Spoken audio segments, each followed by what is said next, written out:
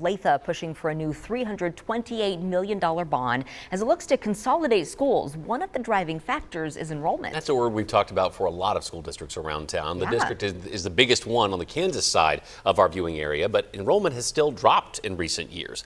A study from the Brookings Institution says there will be 2.4 million fewer students in public schools next decade compared to last. Yeah, this is a nationwide thing we're seeing. And as we heard at our Let's Talk Olathe event, some taxpayers are worried.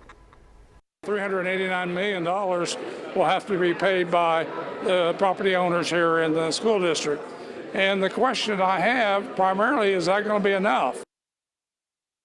So we heard from the school district too, and that's where we find KSHP 41 News reporter Olivia Acree, who can tell us how enrollment plays a factor in this bond. Good morning. Yeah, good morning. Well, the district says that first, this bond is going to help them maintain the community's existing investments in facilities that have been funded by past bond measures.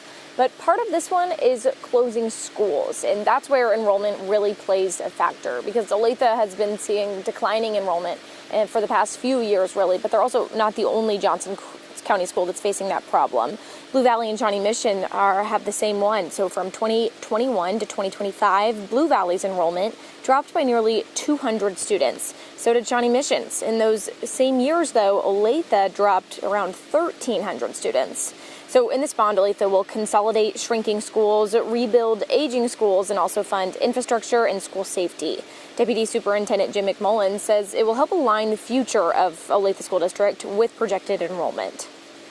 It really goes in hand with a larger district initiative, which is really looking at our footprint and what do we need long term in terms of number of facilities to align with our future projections on enrollment.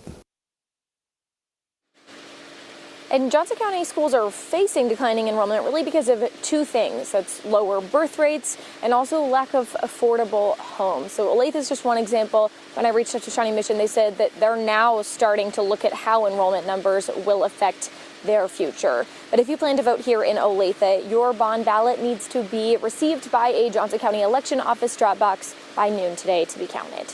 Back to you guys. Olivia Acree live for us this morning. Olivia, thank you very much. A lot of people concerned about what that's going to be moving forward in that big school district. You can scan the QR code on your screen to get in contact with Olivia. If you've got other questions specifically about this story or anything going on in Johnson County, Kansas, you can reach out to her or email her, olivia.acree@kshp.com.